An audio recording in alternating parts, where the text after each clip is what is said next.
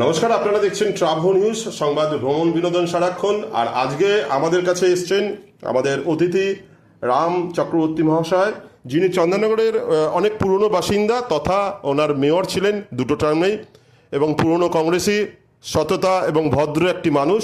যতবার আমরা চন্দননগরে গেছি জগদ্ধাত্রী পুজো পরিক্রমায় ওনার সঙ্গে দেখা হয়েছে এবং ততবারই তিনি আমাদের অভ্যর্থনা করেছেন হাসি মুখে। আজকে তিনি আলোচিত কারণ তিনি পদত্যাগ করেছেন চন্দননগর কর্পোরেশন থেকে এবং তার দায়ভারও নিয়েছেন। আমার আজকে অতিথি রামবাবু, আপনাকে অসংখ্য ধন্যবাদ আমাদের অনলাইন এই ইন্টারভিউতে আসার জন্যে। রামবাবু, প্রথম কথা, এই চন্দননগরের মানুষ এদের কি আপনারা প্রত্যাখ্যান করলেন, নাকি আপনারা মানুষের কাছে নিজেদের বক্তব্য পৌঁছে দিতে ব্যর্থ হয়েছেন? কারণ দুটো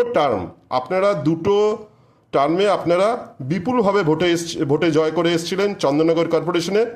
প্রথমবারও আপনারা চালাতে পারলেন না, সেখানে আপনারা কিছু সদস্য পদত্যাগ করেছিল এবং অনাস্থা এনেছিল, তার জন্যে সরকারি কমিশনার বা সরকারি অফিসাররা চালিয়েছিল চন্দননগর কর্পোরেশন।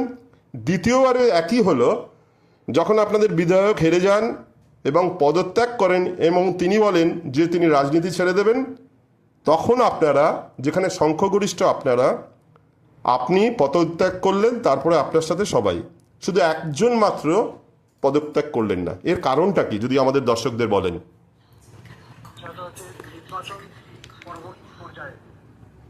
মানুষের যে রায় সেটা তো আমাদের বিরুদ্ধে গেছে, বিষয়ে কোনো সন্দেহ নেই। হ্যাঁ, আমরা চন্দননগর কর্পোরেশনের যে 33টা সিটের মধ্যে আমরা 7টা সিটে আমরা জিতেছি, বাকি সিটেই আমরা কিন্তু হেরেছি।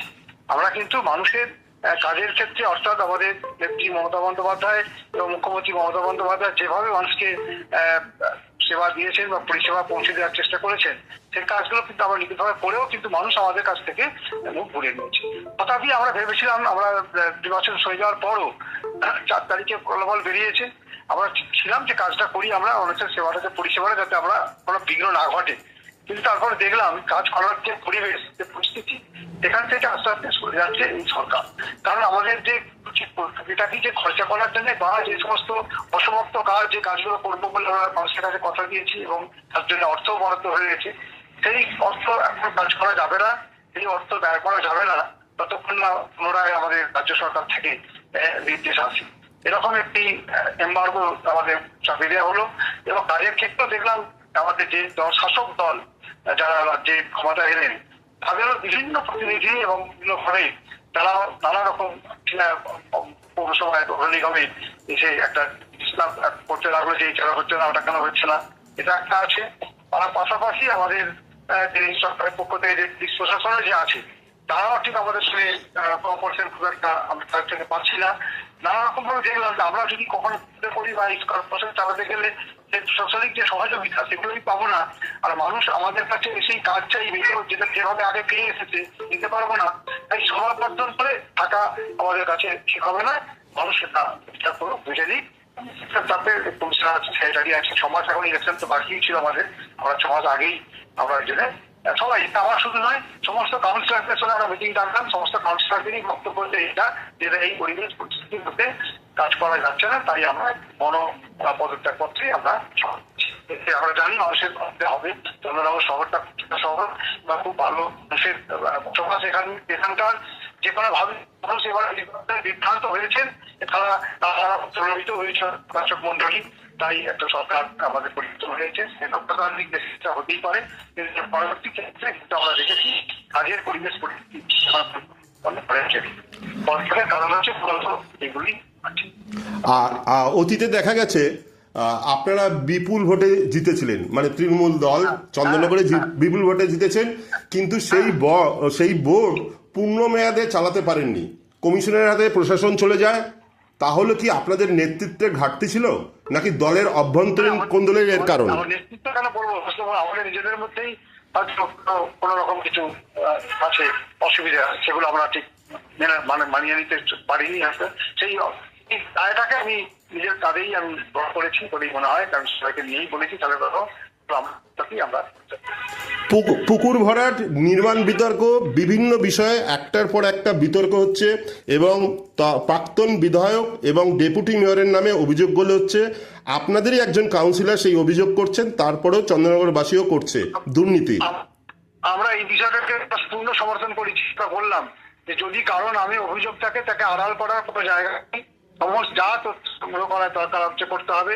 তাদের জন্য ব্যবস্থা আছে, কাছারি আছে, প্রশাসন আছে, উন্নত কর্তৃপক্ষ আছে, তারা যে ব্যবস্থা দেবে দেবে। হ্যাঁ, কিন্তু সেগুলোও দেখলো না যে কোনো রকম কিছু তাদের কিছু এখনো পর্যন্ত হয়েছে বলে মনে হয় না। তাই এরকম কিছু অভিযোগ প্রমাণ না হওয়া পর্যন্ত তো আমরা বলতেও পারছি না কতটা সত্য, কতটা অনেকটা রামবাবু, আপনি এই যে কথাগুলো বলছেন যে অন্যায় বা দুর্নীতি হয়েছে, এগুলো আগে কেন বলতে পারেননি? আগে কি কোনো অসুবিধা ছিল নাকি আইপ্যাক নামে কোনো সংস্থা এই ব্যাপারে? আইপ্যাক একটা সংস্থা আমাদের বাড়ি চাপানো ছিল। তারা এসে নানা রকম তথ্য নিত, সংগ্রহ করতো, প্রায় ফোন করতো। তারপরে আমাদের যিনি বিধায়ক ছিলেন তিনিও সচেতন ছিলেন বলে মনে হয়েছিল।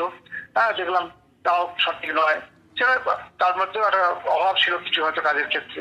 দেখুন, ওই পতনের আমাদের যে চলে যাওয়া বা এটা কারণ কিন্তু শুধু এরাই নয়, মানুষ নয়।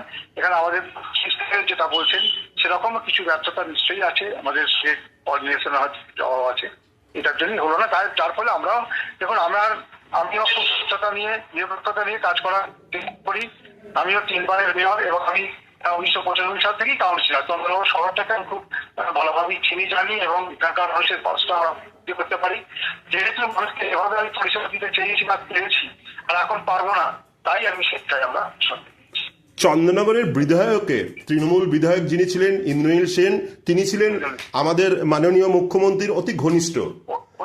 আমরা ভেবেছিলাম হয়তো ওনার অত ঘনিষ্ঠতার সুযোগ নিয়ে আমরা কিছু উন্নয়ন, তাই এমন কিছু পরিষেবা মানুষের কাছে পৌঁছে পাওয়া মানুষও যাবেন, সে কাজগুলো আমরা তো যথাযথভাবে পৌঁছে দিতে পারিনি।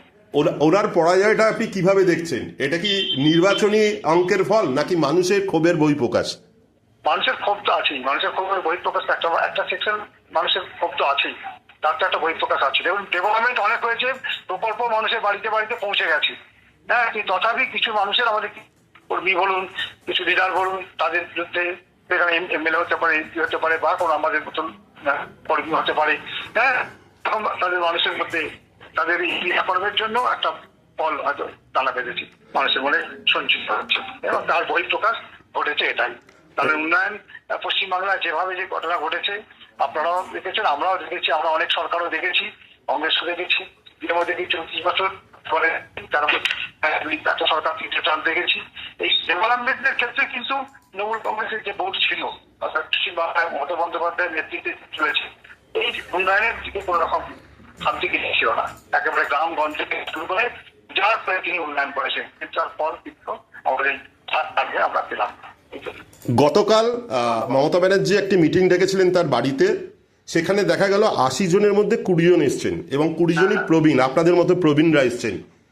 অভিষেক ব্যানার্জি যে কিছু মানুষ ওইটাই বলছি, যারা মানুষ হয়তো চিনতে বা জানতে ভুল হয়েছে, তাদের নির্বাচিত প্রতিনিধি হিসেবে হয়েছেন, হ্যাঁ, সুযোগে, কিন্তু দল যখন বিপর্যস্ত তার পাশে থাকতে হবে, দলের পাশে, সেই মানবিক তাদের মধ্যে হয়তো নেই, যদি আসতে পারি। শেষ প্রশ্ন, বর্তমান পরিস্থিতিতে আপনি কি সক্রিয় রাজনীতিতে থাকবেন নাকি এই ফলাফলের পরে নতুন প্রজন্মের? কারণ আমারও তো বয়স হচ্ছে, আর এখনকার রাজনীতি বলতে নয়ও, রাজনীতিটা হয়ে গেছে, এখন দেখেছি খুব একটা হয়ে গেছে। এক কথায় আপনি অভিষেক ব্যানার্জির সম্বন্ধে কি বলবেন? উনি কি হাল ধরবেন তৃণমূলের নেতৃত্ব, নাকি আপনি ভরসা রাখছেন মমতা ব্যানার্জিতে? না, আমার 100% ভরসা আছে। ওকে, অনেক ধন্যবাদ, অসংখ্য ধন্যবাদ রামবাবুকে, ধন্যবাদ। ট্রাভেল নিউজের পক্ষ থেকে। ভালো থাকবেন, সুস্থ থাকবেন। সবাই ভালো থাকুন। ওকে।